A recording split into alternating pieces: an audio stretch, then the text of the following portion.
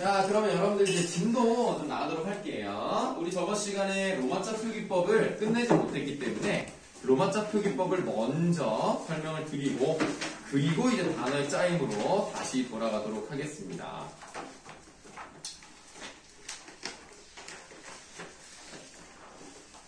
네, 단어의 짜임 부분은 예전에 이제 선생님이 다 설명을 한번 하는 적이 있긴 해요. 그래서 우리가 뭐 시간도 좀 그렇고 너무 자세하게 설명드릴 수는 없고 좀 이렇게 쭉쭉 보는 느낌으로 가도록 하겠습니다. 자, 우리 로마자 표기법 이제 한번 보도록 하는데 우리가 이제 저번 시간에 배웠던 외래어 표기법은 외국어에서 들어온 말이 우리말로 쓰일 때 어떻게 써야 하는가에 대한 규칙이었다면 로마자 표기법은 좀 반대 개념 같은 걸로 보시면 되겠습니다. 우리나라 말을 어떤 식으로 써야 외국인들, 특히 여기서는 보통 이제 영어권에 관련된 얘기를 한다고 보시면 되겠습니다. 그래서 어떻게 쓸 것인가에 대한 표기법이 바로 로마자 표기법입니다. 영어권이라고 말씀드린 거죠? 영어를 쓰는 건 아닙니다. 우리는 로마자를 쓰는 겁니다. 그런데 2번을 보시면 로마자 표기의 기본 원칙의 괄호 1번에 국어에 쓰인 글자, 즉 한글 철자를 그대로 로마자로 적는 게 아니에요. 밑줄 하시면 됩니다. 표준 발음법에 따라 적는다. 그래서 우리가 음의 변동을 제대로 해 놓으셨으면 사실 로마자 표기법은 그렇게 어렵지 않습니다. 그런데 여러분들이 이미 음의 변동을 잘 하셨죠? 그러니까 걱정이 안 되네요. 자, 표준 발음법에 따라 적는다는 것은 예를 들면 비음화라던가 유음화라던가 이런 것들이 다 반영된 채로 쓰면 된다는 얘기예요. 바로 2번 보시겠습니다. 로마자 이외의 부호는 되도록 사용하지 않으며 같은 소리는 항상 하나의 로마자로 적는 것을 원칙으로 합니다. 괄호 3번에 표가 나와 있는데요. 이런 것들은 뭐 외워두시면 좋겠습니다만 딱히 노력하지 않아도 웬만하면 다 아실 거예요. 다만 우리가 좀 중점적으로 봐야 되는 부분이 3가지가 있네요. 기역과 디귿과 비읍을 표기하는 데 있어서 어떻게 표기하는지가 2개씩 나와 있다는 것이 좀 의문입니다. 예를 들면 시옷은 S로 쓰면 그냥 되거든요. 얘는 왜 하나가 아니라 2개이냐? 얘는 G, K, D, T, B, P. 왜 이렇게 쓰는 것일까요?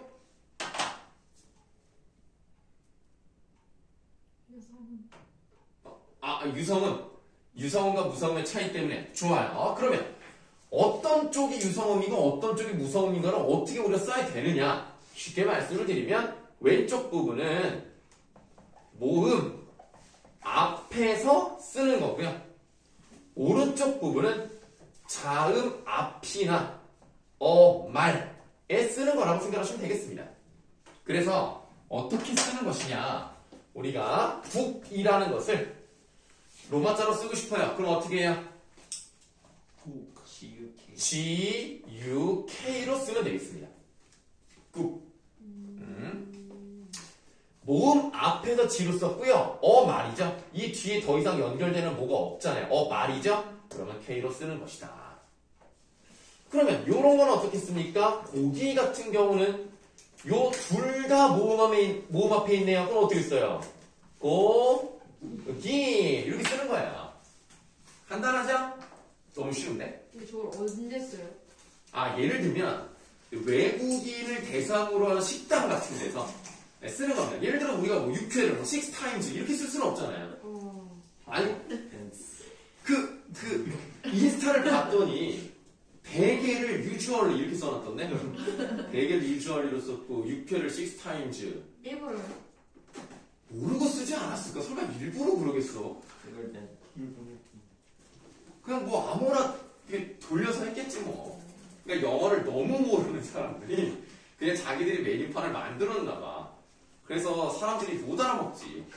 그래서 외국인에게 장사를 하기 위해서 우리 로마자 표기법을 잘 해야 된다는 얘기예요. 응? 저렇게 하면 알아들어요? 예를 들어서 우리나라에 어떤 관광을 온 사람이 있을 거 아닙니까? 김치. 아니 지금 이제 김치를 먹고 싶어 할 수도 있겠죠. 그러면 우리가 이랬을 때 뭐 예를 들어 지명을 물어봤을 때 그걸 로마자로 써야 여기구나 이런 거 아닙니까? 그러니까 우리가 이제 외국을 갔을 때 누가 한글로 써주면 편하잖아요. 그런 느낌. 필요하기도 하죠. 자, 이렇게 이제 모음 앞이냐, 자음 앞이냐, 어말이냐 이렇게 다 달라질 수가 있는데요. 그래서 다 똑같은 거예요. 왼쪽은 모음 앞, 오른쪽은 자음 앞 이렇게 두 개씩 나눈다고 생각하시면 되겠는데, 자 여기도 이해가 됐어 이제. 유성음과 무성음 구분하는 거 알겠어. 근데 오른쪽으로 쭉 갔더니 맨 마지막에 미을이 나왔어요. 아니 미을은 봐봐. 얘들은 파열음이니까 이해가 돼. 파열음이니까 유성음, 무성음의 구분이 있을 것도 같아. 근데 미을은 원래가 울림소리인데 왜 얘는 두 개냐 이거야. 얘는요, 여러분들, 그 음원을 했을 때, 글쎄, 서연이는 기억할 수 있을지 모르겠지만, 한번 물어보지마. 네. 자, 예를 들면, 이렇게 쓰는 경우에는, 우리가 발음하면 어떻게 돼요? 달해서 혀 끝이 윗 잇몸에 닿는 상태로 지속이 되죠? 그러면, 이렇게 소리가 나면, 혀 양쪽으로 공기가 빠져나온다는 거예요. 혀가 한자로 뭐예요? 잠깐만, 잘못했어. 협통. 네, 이 한자는 협통자입니다. 아, 이건 뭐, 음차야. 음차야, 뭐야, 이거 뭐라고 해야 돼, 이런 거? 아, 예. 그래서 혀 설자고요. 양 옆으로 공기가 나오니까 옆측. 그래서 설측음이라고 하는 거예요. 근데 이 경우는 다리 같은 경우는 우리가 발음 어떻게 해요? 리 한번 치고 내려오죠? 그러면 치고 내려오는 혀 그래서 탄설음 이렇게 얘기를 합니다. 이 개념은 여러분들이 외우려고 하는 건 아니고요. 설명을 드리기 위해서 하는 건데 설측음을 표현할 때랑 탄설음을 표현할 때랑 다르게 하겠다는 얘기예요. 그러나 이것도 쉬워요. 요 부분이 말에 있잖아요. 자음 앞이나 말에 있으면 L을 이쪽에 쓸게요. L을 쓰는 거고 다리처럼 탄설음 같은 경우는 모음 앞에 있잖아요. 그럼 R을 쓰는 거예요. 그래서 거기 R, L 이렇게 나눠져 있다는 겁니다. 그래서 똑같아요. 모음 앞에서 어말이나 자음 앞에서 순서는 똑같이 생각을 하시면 되겠습니다. 자, 그러면 우리가 이제 연습판을 해볼 건데요. 고유명사를 쓸 때는 어떻게 시작하면 될 것 같아요? 캐피탈이 왜 고유명사죠? 대문자. 깜짝이야. 나 뭔 소리가 했네. 자, 그럼 우리가 이제 고유명사를 맨 처음에 대문자로 쓰면 되겠죠? 자, 한라산을 한번 써보겠습니다. 그럼 일단 H 이렇게 대문자로 시작하는 거예요. 그러면 여기서 무슨 현상이 일어나죠? 유마가 일어나야 되겠죠? 그럼 이게 실제 발음될 때는 할라 이렇게 될 거 아닙니까? 그럼 어떻게 돼요? 할라산 이렇게 나오는 거예요. 리을이 두 번 나왔을 경우는 L을 쓴다는 겁니다. 요거 정도만 아시면 뭐 될 거예요. 나머지는 뭐 크게 중요하진 않고 또 있으면 이따 또 얘기를 드릴게요. 그래서 할라산 발음되는 대로 쓰는 것이고 고유명사이기 때문에 대문자로 쓰는 것이고 리을이 두 번 나왔으니까 L을 쓰는 것이다. 어렵지 않습니다. 자, 이렇게 해서 우리가 자음 부분에 대해서 간단하게 좀 말씀을 드렸어요. 이번에는 바로 4번으로 가시겠습니다. 국어의 모음은 다음과 같이 로마자로 표기하도록 규정하고 있다라고 되어 있는데요. 아는 A로 쓴다. 이거 정도는 뭐 다 아실 거니까 설명 안 드려도 되는데 지금 보니까 여기서 이름이 최서연 그 다음에 최정윤, 장서우 이 세 학생은 어자를 쓰죠. 어자 쓸 때 이렇게 쓰지 않습니까? 그렇죠? 그래서 이 오를 쓰면 어예요. 선생님도 어자가 들어가잖아요. 그래서 정을 쓸 때 이렇게 쓴단 말이에요. 저 그렇게 안 쓰는데. 네? 누가요? 네. 너가 성에 들어가지? 그럼 너는 유 써? 네. 그렇게 쓰면 로마자 원칙에 따르면 중이 돼요. 왜? 중학교? 네, 중화경이 될 수 있어요. 그래서 이렇게 써야 외국인들이 읽을 때 제용 이렇게 읽는 말이야. 근데 정에 이게 가깝기 때문에 완전 똑같을 수는 없잖아. 그래서 제용 저는 정처럼 들려요. 그래서 이 오를 쓰니까 요거 정도 하나 봐두시고 오는 오로 쓰는 거고요. 우를 유로 쓰는 겁니다. 그러니까 요거는 좀 알아주시는 게 좋긴 할 거예요. 물론 이름은 사실 얘 마음대로 써도 됩니다. 네, 그렇죠. 원칙상 그렇다는 것을 말씀드리고요. 의 같은 경우에 동그라미 하나 해놓으시면 좋겠네요. 쌤, 그럼 최도 원래 처음이에요? 아니 최는 아직 얘기 안 했는데 네, 좀 기다려주세요. 자, 그래서 의는 거기 뭐라고 써 있어요? 유라고 돼 있죠. 이게 여러분들 그 영어권 사람들은 의 발음을 원래 잘 못해요. 그래서 의 발음 쓰기가 굉장히 어렵기 때문에 그냥 약간 그냥 타협점을 찾았다. 그래서 이유 이거를 이제 이런 식으로 하겠다는 거예요. 그래서 에우 이런 식이죠. 그래서 다 이유가 있는 겁니다. 아시겠죠? 그래서 의는 발음하기가 어려우니까 다 이유가 있어서 이유로 적는 것이다. 이렇게 생각하시면 돼요. 요거 하나 동그라미 외우시면 됩니다. 이는 I로 쓰는 것이고 A는 AE. 그래서 선생님이 이제 100을 이렇게 써요. by. 여기 있어요. by. 여기쯤 애자 들어가는 사람이 없죠? 네, 나밖에 없네. by. 그 다음에 어이자에는 E를 쓰면 되고요. 그 다음에 왜 있죠? 왜? 요거 동그라미 해놓으세요. 자, 예전에 선생님이 어렸을 때 어떤 김밥집이 있었냐면 되더라 김밥이 있었어요. 근데 거기에 나름의 로마자가 써 있었어요. 어떻게 써 있었냐면 이게 나름 지들도 이제 고유명사라고 생각하니까 이렇게 써 있었어요. 그럼 읽어봐요. 도이데오라 이렇게 읽을 수 있잖아요. 그럼 여기는 뭐 그렇다 치고 도이가 대가 될 수는 없단 말이에요. 그러니까 도이라고 쓰면 마치 오에다가 이를 쓰면 마치 대가 될 것 같잖아. 실제로 그렇지 않아요, 발음이. 그래서 여기처럼 오에 이렇게 쓰는 거예요. 그러면 만약 이렇게 쓴다고 생각해봐요. 그럼 어때요? 도에 너라 되잖아. 그래서 이게 더 가깝기 때문에 그렇게 쓰는 겁니다. 오에 요거 좀 동그라미 해놓고 외워두시면 되겠고요. 위 있죠, 위 이름은 WI. 그 정도는 알고 너무 쉽고. 야 같은 경우는 단모음 이와 단모음 아의 결합입니다. 근데 아까 R을 A로 쓴다고 말씀을 드렸죠? 그럼 이 반모음 표시하려면 뭐가 들어가야 돼요? 요게 들어가서 야가 되는 거예요. 그래서 이렇게 쓰는 거잖아요. 야놀자 이렇게 쓰죠? 그래서 우리가 이 반모음에 해당하는 부분을 Y라고 넣기 때문에 그 다음부터 쉽습니다. 그러면 여를 쓰면 어떻게 돼요? 여는 이거에다가 요걸 넣으면 되는 거예요. 그 다음에 아이고 잘못 썼다. 그래 이렇게 하면 그냥 얘가 되는 거고 이렇게 하면 야이자 얘가 되는 거고요. 간단하죠? 마찬가지로 와를 쓰고 싶어요. 근데 와는 뭘 씁니까? W 쓰는 거예요. 와 왜? 이런 식으로 되는 겁니다. 근데 이제 그게 또 안 맞는 게 있어요. 뭐냐면 워가 안 맞아요. 워 동그라미 아니야. 우오 아니겠죠? 우오 이게 워예요. 왜는 뭐 외울 거 없을 것 같고요. 의 요거는 좀 외워야 돼요. 동그라미 하세요. 우리가 저번 시간에 배웠던 거 한번 다시 되돌아봅시다. 표준 발음법.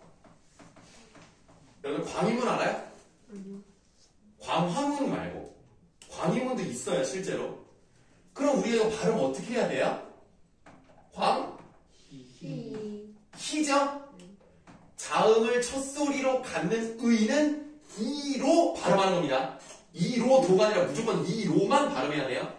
그래서 광희문인데 로마자 표기를 할 때는 이로 발음 나더라도 표기상 의로 쓰는 겁니다. 그래서 고유명사니까 무왕, 이제 광 나왔죠? 그 다음에 H, U, I 이렇게 써야 된다는 얘기예요. 우리가 로마자 표기법은 소리 나는 대로 쓰는 게 원칙이지만 요런 예외가 중간중간에 있습니다. 문은 이렇게 쓰면 되고요. 요 정도 일단 또 외워두시면 돼요. 그러면 네. 이정표에서는 다 저렇게 써놨어요? 이 정도 이렇게 써있죠. 근데 옛날에 여러분들 아마 태어나기 전일 겁니다. 그럼 내가 너희들보다 너희들 지금 18? 그럼 적어도 뭐 10년 이상 살았으니까 선생님이 어렸을 때 그 실제로 그 표지판을 보면은 막 희한하게 써있어. 딱 인천이 아마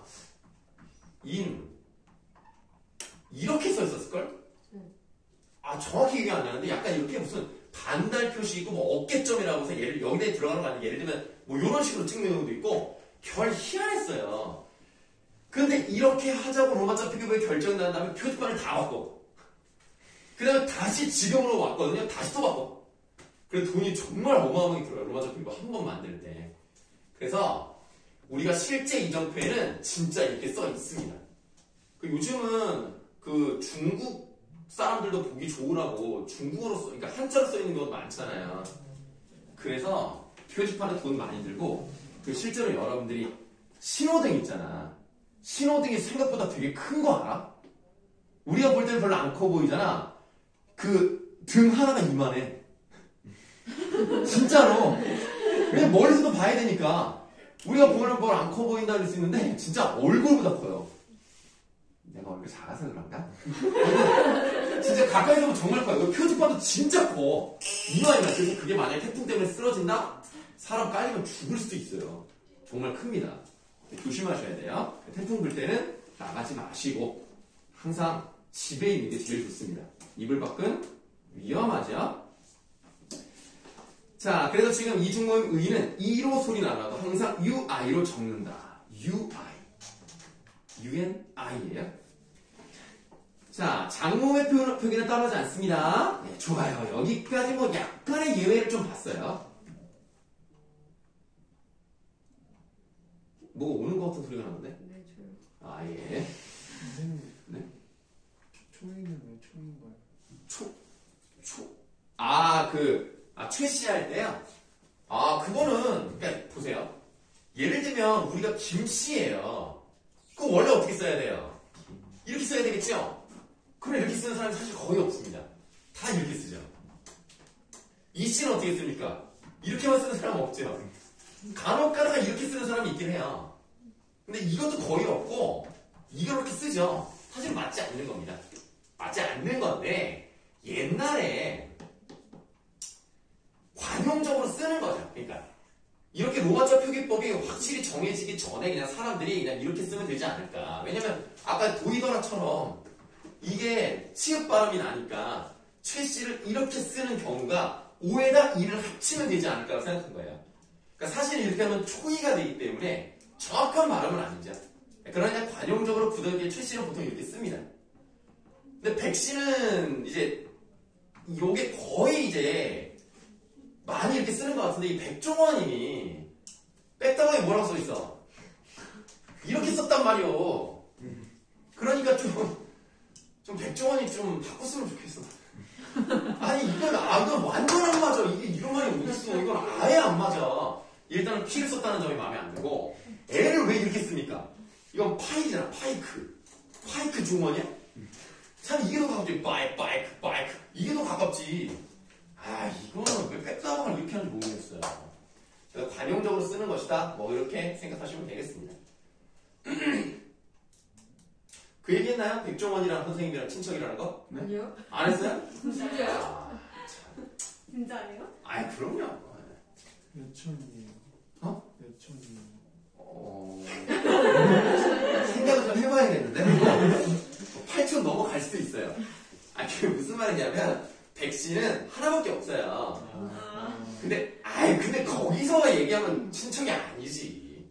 더 중요한 건 백종원이 가운데 종자를 쓰잖아요. 선생님 학렬 있어요. 학렬. 종자 돌림입니다. 물론 나는 정이에요. 백정환인데 그 이유는 우리도 이제 선생님이 이제 우리 형이 2명이 있는데 형들이 태어나면 이제 이름을 써서 종친에 보내요. 그럼 종친에서 이 이름 있는데요? 그럼 못 쓰잖아. 그래서 별걸 다 보내요. 종렬이, 종필이, 종준이, 뭐 종삼이, 별걸 다 보내는데 웃으면 어떡해. 내가 아는 우리 저희 사촌 형인데 웃지 마. 이거 공개된단 말이야. 웃으면 어떡해. 어쨌든 이름을 이름을 백종종 이렇게 지을 수는 없잖아. 이름답게는 줘야 될 거 아니야. 사실 종자가 들어가면 이름이 가운데 들어가면 그렇게 이름이 예쁘지 않아요. 뭐 좀 많이 들어서 익숙한 뭐 종민 정도? 근데 백종민 하면 약간 쫑 이러잖아. 사실 종자가 들어가면 예쁘진 않습니다. 약간 옛날 이름 느낌이 나거든요. 그래서 우리 엄마 아빠가 아이씨 그러면 안 되겠다. 그냥 우리는 돌림없이 하자. 우리 삼형제가 다 돌림이 없어요. 그래서 종자가 우리 학렬이니까 우리 종원이 형 같은 학년. 네. 그렇게 보시면 되겠어요. 네 그렇습니다. 자, 그 다음에 이번에 3번 국어의 로마자 표기상의 유의점인데요. 요런 것들을 잘 보셔야 되겠죠. 음운 변화가 일어날 때에는 변화의 결과에 따라 적는다. 아까 말씀드렸던 음물의 운동을 적용을 시키는데요. 자음사에서 동화작용이 일어나는 경우, 니은이 덧나는 경우, 부계어가 되는 경우, 기역, 디귿, 비읍, 지읒이 히읗과 합하여 거센소리 나는 경우가 이에 해당하는데 단! 밑줄 체언에서 기역, 디귿, 비읍 뒤에 히읗이 올 때에는 히읗을 밝혀 적으며 라고 했어요. 그러니까 체언에서만큼은 거센소리 되기를 인정하지 않겠다는 얘기입니다.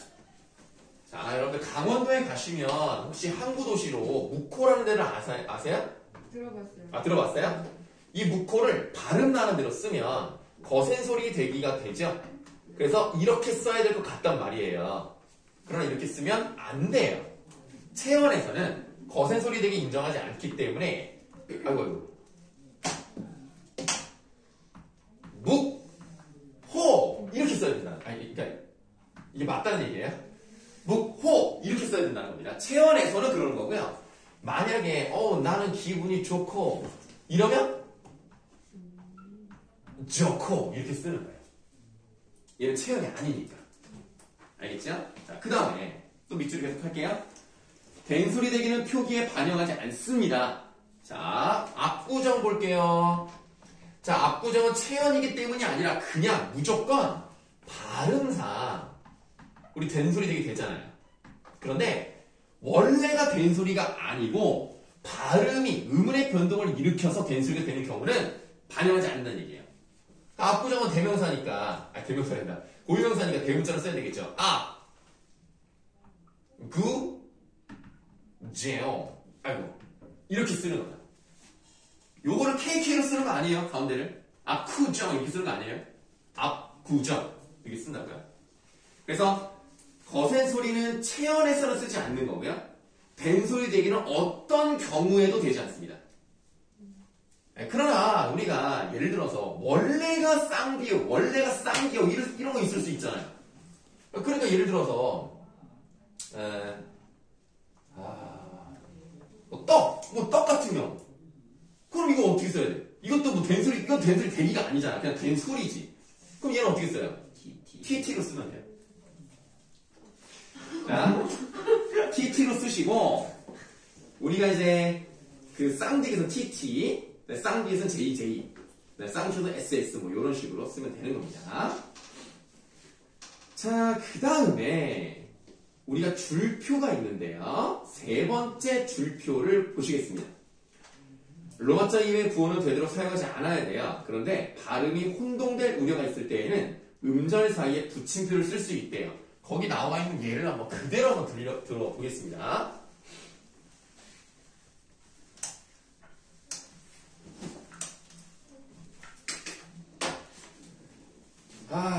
자, 해운대. 가본 사람 있어요? 네. 오, 좋아요, 해운대? 네. 그래? 나는 살면서 한 번도 부산을 가본 적이 없거든요. 맛있는 거 많아요. 그래요? 너도 가봤어? 네. 그래? 사람 너무 많고 막 복잡하고 막 이러잖아. 차가 엄청 많아요. 안 가네 그러면. 인천이 좋죠. 똑같은 바다가 있는데. 인천 바다를 안 쳐줘? 에이. 인천 좋은데. 항구가 있는 많이 들었기 때문에. 부산에도 항구 있어요. 근데 네. 좀 메인이 아니잖아. 잠깐만, 너 부천에 산다 그랬냐? 네. 그래서 인천 무시하는 거냐? 아니 저 인천에서 태어났고 부천 간지 1년밖에 안 돼. 그래서 벌써 잊은 거냐? 여러분들 살기가 좋더라고요. 저기 뭐지? 그 영종대교 가면 갯벌이 이게 쫙 있잖아요. 뭐 나름 예쁘지 않아요? 강화도 거기 되게 좋아요. 강화도는 별로인데. 맨날 보는 아니에요? 아 맞아요? 강화도에 혹시 뭐 할아버지 네, 사세요? 해변 있어요. 아 강화도 동막해수욕장 있죠. 나도 알아요. 예. 근데 뭐 예, 알겠습니다. 자, 해운대 같은 경우는 고유명사니까 H를 크게 들어가야 되겠죠? 해, 운, 대 이렇게 쓰면 돼요. 근데 문제는 뭐냐면 이 부분에서 모음이 3개가 연달아 나왔어요. 그럼 어떻게 읽을 수 있습니까?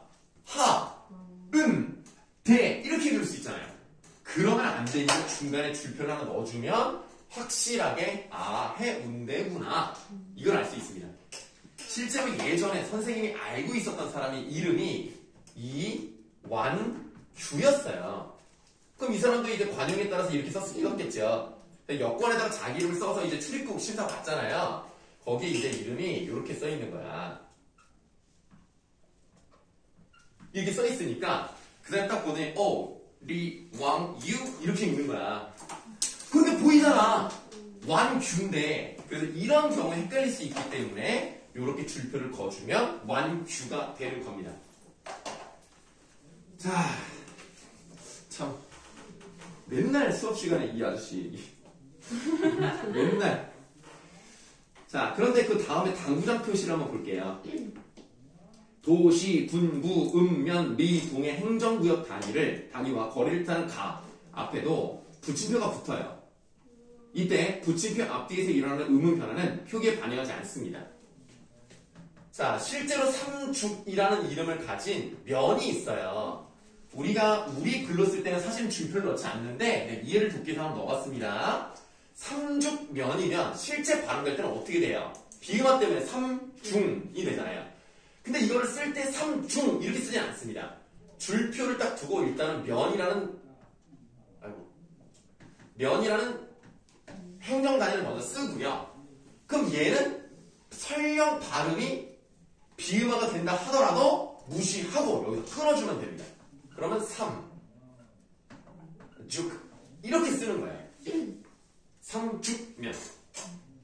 그래서 삼죽면 이렇게 쓰면은 너무 핑글핑글하고. 자, 그래서 삼죽면은 그냥 비음화가 일어나지 않는 방식으로 쓴다는 겁니다. 다음. 우리나라 사람들의 성과 이름을 적을 때는 우리식으로 성과 이름을 순서로 띄웠어요. 아까부터 많이 써드렸으니까 뭐 이거 설명 안 해도 될 것 같고요. 이름은 한 단어처럼 표기하는 것을 원칙으로 합니다. 그 밑에 이제 민용화인데 요게 잘못됐어요. 민용화 한자 로마자 쓰는 거 잘못된 거 눈에 보이십니까? 뭐가 빠져야 돼요? 유가 빠져야 돼요. 이게 잘못된 거예요. 오해 마세요. 그래서 민용화 같은 경우는 민 띄고 용하 이렇게 쓰는 것이 원칙이고요. 붙임표를 쓸 수도 있다라는 겁니다. 자, 그 다음에 인명, 회사명, 단체명 등은 그동안 써온 표기를 쓸 수 있다라고 되어 있는데요. 그러면 여러분들 원래 우리나라 1등기요. 실제로는 이렇게 써 있거든요. 그럼 이제 사람들이 어떻게 읽을 수 있어요? 삼숭 이렇게 읽을 수 있는 거야. 쌈숭. 실제로 샘숭 이렇게 읽잖아요. 삼성이라고는 이제 우리가 이제 옛날에 생각했던 거고, 왜냐면 이 회사는 옛날부터 있으니까. 실제로는 여기를 어떻게 써야 돼요? 이렇게 써야죠. 이게 로마자 표기에 맞는 것이지만 너무 오랫동안 써왔고 세계적인 이름이 이미 알려졌는데 이것 때문에 고칠 수는 없잖아요. 그냥 관용적으로 인정되는 거 그냥 쓰는 겁니다. 기아 같은 경우는 어떻게 써야 돼요? 기아 자동차는 이렇게 써야죠. 기아. 이렇게 하는 거예요. 그러나 바꿀 순 없죠. 네, 그렇습니다. 자, 이렇게 해서 우리가 로마자 표기법을 다 해봤습니다. 그러면 여러분 그 뒷부분에 어문 규정이라고 되어 있는 부분이 있어요. 네, 그 부분에서 빠졌던 부분이 있다면 설명을 하도록 하겠습니다.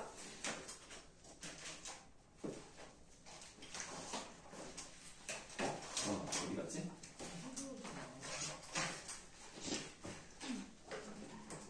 응?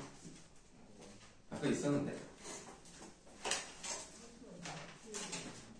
여러분들 좀 힘드실까봐 잠깐 쉬라고. 수업을 좀 할게요.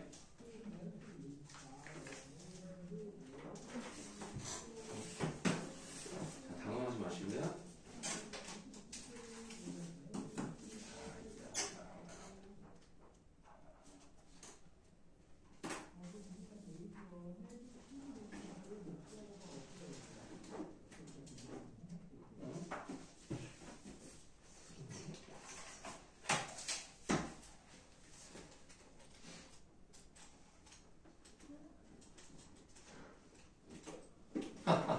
여기 있었네. 자, 잘 쉬었습니까? 우리 어문 규정이라고 되어 있는 부분에서 중요한 부분, 그 조금 미진했던 부분을 다시 한번 짚으면서 가도록 하겠습니다. 우선 여러분들 괄호 2번에 동그라미 1번 대인수리 대기가 있고요. 그 왼쪽에 대인수리 대기의 예외가 있죠? 정말 많이 강조했던 부분. 기역, 비역, 받침 뒤에서 나는 된소리는 같은 음소리나 비슷한 음소리 겹쳐나는 경우 아니면 된소리를 적지 않는다 그랬어요. 그것에 대한 예가 밑에 똑똑, 쓱, 싹싹싹 요런 것들 같거나 비슷한 음소리 겹쳐놨기 때문에 된소리를 적는다는 거 요거 기억하시면 되겠습니다. 다음 19항으로 가겠습니다. 밑에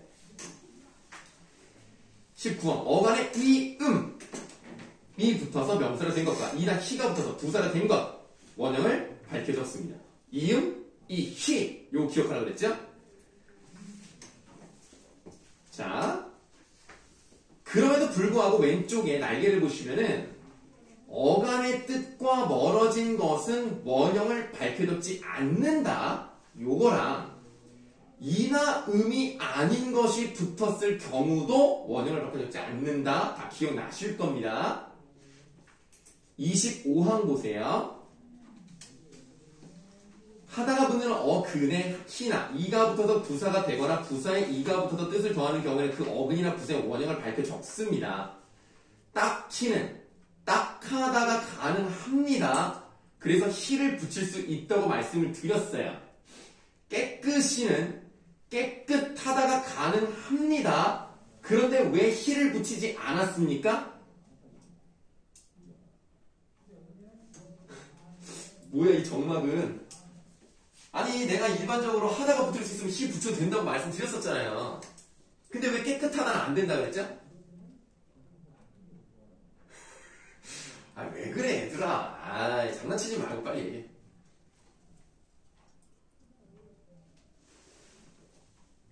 아 혹시 서우가 있었으면 대답했을라나?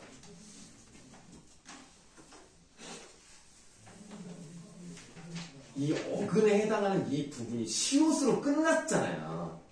시옷으로 끝나는 경우는 이가 붙는다 라고 말씀을 드렸습니다. 히가 아니라 그래서 깨끗히일 수가 없고요. 하다가 붙는다 하더라도 시옷으로 끝났기 때문에 이를 붙인다 라고 말씀드렸습니다. 그 다음에 오뚝 같은 경우는 물론 오뚝하다도 가능합니다만은 오뚝 자체가 부사입니다. 그래서 부사에 이가 붙는 거예요. 곰곰도 원래 부사입니다. 거기에 이가 붙은 거예요. 얘는 곰곰하다로 가는 건 아닙니다. 얘는 그냥 곰곰 자체가 부사였기 때문에 이가 붙은 예에 해당이 됩니다. 자, 좀 중요한 거 다시 한번 말씀드렸고요. 다음 쪽을 가시면 개념 확인하기랑 개념 기출 분석이라고 되어 있는데 그 개념 확인하기 1번부터 5번까지 다 채워놓으시고 오른쪽에 개념 기출 분석하기 그 한 문제 객관식 하나만 딱 푸시면 돼요. 해보세요.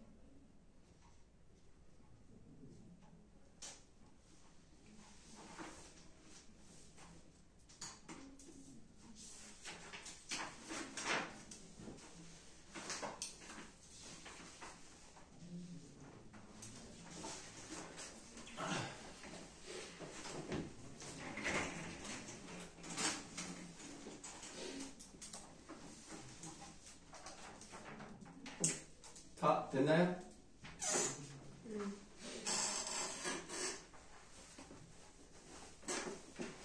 자, 뭐 답은 간단합니다. 개념 확인하기 1번은요, 소리, 어법. 2번은 깍두기가 잘못됐죠? 두기라고 그래서 두기, 깍두기 두 개. 3번에 X, 둥글, X.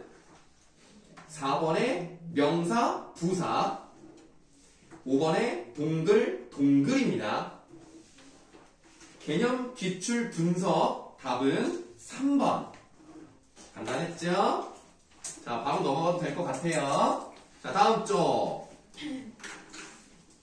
파생어와 합성어 이렇게 시작하는 부분이 있어요. 자, 우리가 27항은 중요하지 않습니다. 누구나 아는 겁니다. 28항은 지금까지 선생님이 한 번도 언급하지 않았던 부분인데요. 밑줄 한번 해보도록 할게요. 끝소리가 리을인 말과 딴 말이 어울릴 적에 리을 소리가 나지 아니하는 것은 아니 나는 대로 적음. 약간 좀 조선시대 말투 같죠? 아니 나는 것은 아니 나는 대로 적는다. 뭐 이렇게. 자, 우리가 이제 거기 나와 있는 예를 보시면 달이라는 게 나왔어요. 이게 몬스를 의미하는 달입니다. 거기에 달이 하나 또 결합했어요. 그럼 이게 만약에 이 두 개만 결합했으면 일단은 합성어의 느낌이 있죠. 그러나 거기에 이가 붙었기 때문에 결론적으로는 파생어가 되는 건데요. 이게 매달이라는 의미입니다. 그래서 뭐 원래는 이제 달달이 이제 공과음이 나간다던가 이럴 때 쓰는 건데 실제 쓸 때는 리을이 떨어져 나가거든요. 그러면 원래 우리가 리을 소리가 떨어져 나간 대로 발음이 되니까 그냥 그렇게 쓰는 거예요. 그래서 리을이 떨어져 나간 대로 쓰면 그냥 그렇게 쓴다 라는 규정이 나와 있는 겁니다. 그 다음에 말하고 소가 결합했을 때 얘도 합성어죠. 근데 합성어 중에서 얘는 명사와 명사가 결합했으니까 얘는 무슨 합성어라고 하는 거예요? 네? 통사적이죠. 그러니까 우리가 예를 들어서 뭐 책상, 의자, 칠판 이렇게 사물을 나열했을 때 명사가 나열되는 것은 우리나라 문제도 너무너무 자연스럽다는 거예요. 뭐 우리나라뿐만 아니라 어느 나라에도 자연스럽겠죠. 그럼 이거는 통사적입니다. 우리나라 문장도 잘 맞아요. 다만 이것이 결합했을 때 리을이 떨어져 나가서 horse and cow를 마소라고 하는 겁니다. 그럼 떨어지면 떨어진 대로 쓰는 거예요. 바느질은 합성어예요, 파생어예요? 파생어죠. 이 질자가 들어갔다. 그럼 파생어라고 보시면 되겠습니다. 다만 이 질이라는 파생어는 전미사는요. 품사 바꿔요, 안 바꿔요? 안 바꿨죠? 네, 그리고 얘는 지배적 접사는 아니네요. 어떤 의미만 더해주는 한정적 접사라고 보시면 되겠는데 여기도 리을이 떨어져 나간 채로 됐기 때문에 그럼 그냥 그렇게 쓰면 되는 거예요. 요거는 사실 어렵지 않습니다. 29항에 밑줄할게요. 끝소리가 리을인 말과 딴 말이 어울릴 적에 리을 소리가 디귿 소리로 나는 것은 디귿으로 적는다. 왜 디귿으로 나는지는 우리는 알 수가 없어요. 근데 그렇게 해. 첫 번째 예를 보세요. 뭐라고 써 있습니까? 섣달입니다. 섣달은 원래 오른쪽에 설 플러스 달이에요. 그러면 의미상 뭐겠어요? 설 플러스 달이니까 무슨 뜻이었겠어? 원래 설날이 들어있는 달을 말합니다. 그럼 우리의 머릿속에 몇 월이에요? 1월이죠. 실제로는 12월이에요. 설이 있으면 설은 당연히 1월 1일이니까 1월이잖아. 근데 설 플러스 달이 돼서 섣달이 되잖아요. 그럼 얘는 음력 12월을 말합니다. 왜 그러냐면 고려 때부터 그 전통이 있는데요. 그때는 설을 12월에 뒀어요. 그래서 그때를 12월이 섣달입니다. 우리가 이제 동지 섣달 이렇게 말하잖아요. 11월, 12월 이 추운 겨울을 동지 섣달 이렇게 얘기하는데 그래서 섣달이 됐어요. 왜 디귿으로 발음되는지는 모르겠어요. 그러나 그렇게 하는 거고요. 반짓고리도 마찬가지예요. 바느질을 하는 도구를 반짓고리라고 하는데 거기서 디귿이 나왔단 말이야. 어쨌든 나왔으면 그렇게 쓰는 거예요. 자, 요것도 한번 해볼까요? 한술밥에 배부르랴. 한 번 뜨는 걸 한술 이러죠. 그렇게 술을 뜨는 길쭉한 것을 뭐라 그래요? 숟가락이라고 하죠. 디귿으로 소리 나면 그대로 쓰는 거라고. 이게 가장 대표적인 예라고 보시면 되겠습니다. 또 하나 있다. 또 하나. 이틀 플러스 날. 이튿날. 하나 또 생각난다. 삼짓이라고 이제 그 절기라고 생각하시면 돼요. 요것도 삼짓날 디귿 받침을 씁니다. 이런 게 있다.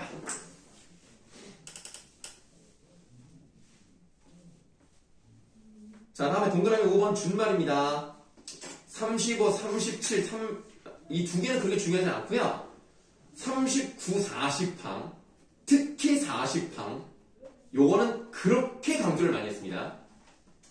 아시겠죠? 그래서 어간의 끄듬절 하에 아가 줄고 히읗이 다음 문제의 첫 소리가 어울려 거센 소리를 낼 적에는 거센 소리를 적는 거예요. 다만 하자 앞에 울림소리가 있느냐 그렇지 않느냐에 따라서 달라진다고 말씀을 드렸습니다. 간편하게는 하자 앞에 니은이라는 울림소리, 다정하다는 하자 앞에 이응이라는 울림소리가 있기 때문에 얘는 아만 떨어져 나간다는 얘기예요. 근데 왼쪽 날개를 보시면 준말 제40항의 추가 규정, 어간의 끄듬절 하가 아주 줄어들 적에는 준대로 정답을 했어요. 생각하건 대해서 하 앞에 기억이 있죠. 울림소리가 아니네요.